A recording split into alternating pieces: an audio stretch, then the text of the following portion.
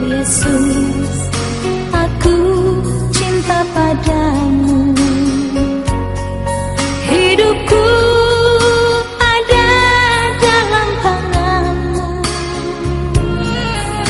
Ku selalu berdoa, ku selalu meminta Engkau menjawab doaku. Yesus, ku agungkan nama-Mu. Ku puji, ku sembah Kau selalu. Dalam kesusahan, dalam kelimpahan, Yesus segalanya bagiku. Badai dan gelombang menerpa kapalku, Yesus Engkau juru mujibku. Takkan tenggelam, ku tak akan goyah, Yesus menopang hidupku. Shalom Bapak Ibu sekalian, senang sekali kita kembali berjumpa dengan saya. Pagi hari ini kita akan kembali mendengarkan firman Tuhan. Dan untuk itu saya mengundang kita sekalian untuk berdoa. Kita berdoa. Tuhan Yesus yang baik, kami bersyukur di pagi hari ini Tuhan telah membangunkan kami. Kami boleh bersama-sama mendengarkan firman-Mu, itu semua karena kebaikan Tuhan. Bapa, untuk mendengarkan firman-Mu, kami memohon agar Tuhan memberkati kami, memberikan kami hikmat dan kepintaran. Juga hamba-Mu yang Tuhan pakai untuk menyampaikan firman-Mu, kiranya Tuhan yang memberkatinya. Ini doa kami ya Tuhan, dalam nama Yesus Kristus kami berdoa dan mengucap syukur. Amin. Bapak Ibu sekalian, pagi hari ini yang menjadi renungan kita terambil dari Mazmur 91 ayat 14. Saya akan bacakan kepada kita sekalian. Sungguh hatinya melekat kepadaku, maka aku akan meluputkannya. Aku akan membentenginya, sebab ia mengenal namaku. Sampai sedemikian jauh bacaan kita. Saudara-saudari yang saya kasihi di dalam nama Tuhan Yesus, mungkin kita pernah mendengarkan pertanyaan, mengapa kita perlu dekat dengan Tuhan? Apakah kedekatan kita dengan Tuhan membuat kita terhindar dari pergumulan ataupun masalah di dalam kehidupan kita? Lalu pertanyaan ini dijawab dengan sebuah jawaban yang praktis. Ternyata kedekatan dengan Tuhan diibaratkan seperti payung. Payung tidak akan dapat menghentikan hujan, namun dengan payung kita dapat melewati hujan. Demikianlah digambarkan kepada orang-orang yang dekat dengan Tuhan. Masalah memang terus melanda, pergumulan tetap menghantui, namun penyertaan Tuhan membuat kita mampu melewati setiap masalah dan pergumulan dalam kehidupan kita. Bagaimana hal itu dapat terjadi? Bacaan kita di pagi hari ini mengingatkan kita bagaimana hal itu dapat terjadi. Saudara yang saya kasihi dalam nama Tuhan Yesus, renungan kita di pagi hari ini dimulai dengan kata sungguh. Di dalam Kamus Besar Bahasa Indonesia, kata sungguh memiliki arti benar, cocok dengan keadaan yang sebenarnya, tidak bohong ataupun betul. Dan kata ini merupakan sebuah satu kesatuan dalam kalimat. Sungguh hatinya melekat kepadaku, dan kataku di sini menggunakan huruf kapital. Dalam penulisan Alkitab, setiap kata saya, aku, dia, dan nya yang diawali dengan huruf kapital itu biasanya merujuk kepada Tuhan. Jadi dalam kalimat ini Hati yang melekat yang dimaksud adalah hati yang melekat kepada Tuhan. Berdasarkan uraian tersebut, kita dapat melihat maka Tuhan mengatakan hati penulis itu benar-benar melekat kepada Tuhan.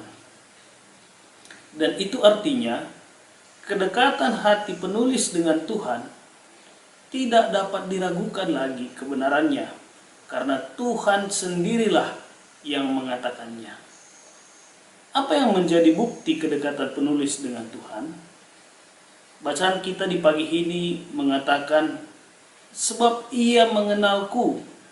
Sekali lagi kataku dalam bacaan kita merujuk pada pengenalan akan Tuhan.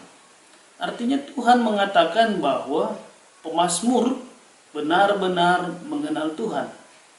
Kata mengenal di sini juga tidak hanya seperti pengenalan kita secara fisik. Misalnya mengenal nama, mengenal wajah, mengenal gerak-gerik. Tapi jauh lebih dalam, pengenalan yang dimaksud adalah pengenalan yang mendalam. Seperti seorang sahabat yang mengenal sahabatnya. Dia mengetahui keinginannya. Dia mengenal hal-hal yang dia inginkan. Demikian jugalah pengenalan kita akan Tuhan. Kita akan mengenal apa yang Tuhan inginkan dan mengenal apa yang Tuhan harapkan di dalam kehidupan kita. Sehingga melalui pengenalan tersebut, penulis senantiasa menjauhkan diri dari perilaku yang tidak diinginkan oleh Tuhan. Dan ini menjadi tanda ataupun bukti bahwa penulis memiliki kedekatan dengan Tuhan. Lalu apa konsekuensi dari kedekatan hati dengan Tuhan? Ada dua hal yang dikatakan penulis yang menjadi konsekuensi saat hatinya melekat kepada Tuhan. Yang pertama adalah Tuhan meluputkannya dari kerasnya persoalan hidup. Kita dapat melihat di dalam Mazmur 91 ayat pertama hingga ayat 13. Kata meluputkan memiliki makna melepaskan, mengelakkan, dan menjadikannya tidak kena. Kata ini tentu mengingatkan bahwa penulis pasti sering berada di dalam sebuah masalah ataupun pergumulan hidup. Namun Tuhan membuatnya terlepas dari pergumulan tersebut. Terkadang pergumulan itu terlihat nyata dan berada di depan mata, tapi lagi-lagi Tuhan mengelakkannya sehingga masalah tidak mengenainya. Yang kedua, yang tidak kalah penting adalah Tuhan membentenginya. Kata membentengi di sini berarti memberikan perlindungan. Benteng adalah sebuah bangunan yang dijadikan sebagai tempat untuk berlindung dan menahan dari serangan musuh-musuh. Dengan kata lain, Tuhan menjadikan dirinya sebagai benteng bagi penulis, tempat baginya berlindung dan menahan serangan musuh. Musuh yang dimaksud di sini adalah masalah di dalam kehidupannya. Saudara-saudara yang saya kasihi di dalam nama Tuhan Yesus, hari ini firman Tuhan mengingatkan kita bahwa orang-orang yang dekat dengan Tuhan harus disertai dengan bukti yang nyata.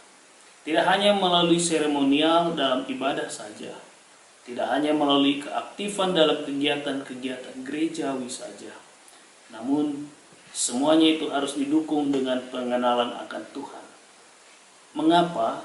Karena hanya melalui pengenalan akan Tuhan, maka kita memahami rancangan Tuhan bagi kita. Apa yang diinginkan dan tidak diinginkan oleh Tuhan, kita lakukan. Kedua, kedekatan dengan Tuhan tidak mengartikan bahwa kita terhindar dari masalah atau pergumulan. Banyak kisah yang kita pelajari dari Alkitab yang menunjukkan hal tersebut.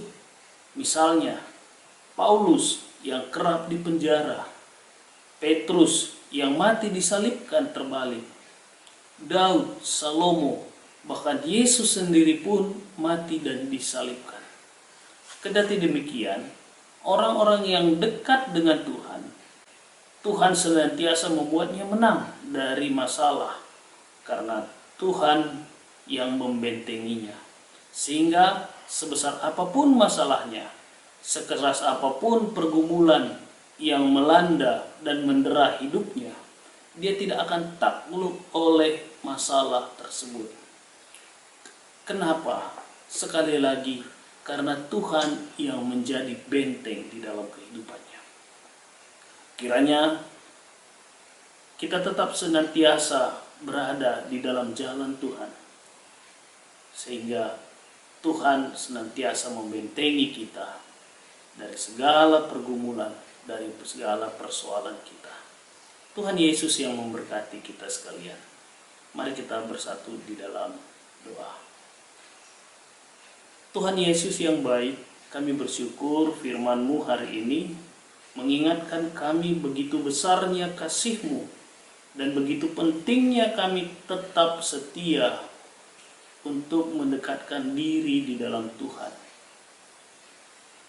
Tuhan, biarlah kasih-Mu yang senantiasa menuntut kami, yang senantiasa menopang kami, agar kami berada di jalan Tuhan, mengenal Tuhan dengan baik dan benar, agar melaluinya Tuhan kami memahami dan mengetahui apa yang Tuhan inginkan dalam kehidupan kami dan apa yang harus kami lakukan sesuai dengan kehendak Tuhan. Bapa, biarlah tangan-Mu yang senantiasa memegang dan menopang kami. Biarlah firman-Mu menjadi cahaya penerang kehidupan kami, sehingga kami senantiasa berjalan dalam jalan yang Tuhan inginkan. Bapa, kami berdoa buat anak-anak Tuhan yang berada di Runggun, Depok, Lenteng Agung. Tuhan memberkati setiap anak-anak Tuhan yang beribadah di gereja GBKP Depok, Lenteng Agung. Tuhan memberkati pendeta, Tuhan memberkati pertua, diaken, begitu juga pengurus-pengurus sektor dan kategorial. Biarlah Tuhan meneguhkan dan menguatkan mereka, biar mereka senantiasa melayani dengan sukacita, dan biarlah berkat-berkat Tuhan melimpah dalam kehidupannya. Seluruh jemaat Tuhan dimanapun mereka berada, saat ini Tuhan memberkati.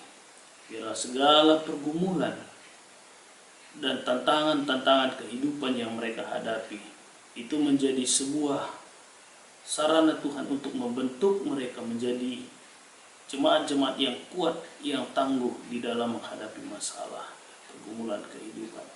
Demikian juga setiap anak-anak-Mu dalam setiap kerinduannya, Tuhan yang memberkati mereka. Juga kami tidak lupa mendoakan setiap orang yang hadir bersama-sama kami mendengarkan firman-Mu. Biar kasih-Mu, kesetiaan-Mu yang juga memberkati mereka sekalian. Ini doa kami ya Tuhan, kami berdoa di dalam nama Yesus yang telah mengajar kami doa Bapa kami. Bapa kami yang ada di surga, dikuduskanlah nama-Mu. Datanglah kerajaan-Mu, jadilah kehendak-Mu di bumi seperti di surga. Berilah kami pada hari ini makanan kami yang secukupnya, dan ampunilah kami akan kesalahan kami, seperti kami pun mengampuni orang yang bersalah kepada kami. Dan janganlah membawa kami ke dalam pencobaan, tapi lepaskanlah kami dari antara orang yang jahat. Karena Engkau-lah yang punya kerajaan dan kuasa dan kemuliaan sampai selama-lamanya. Amin.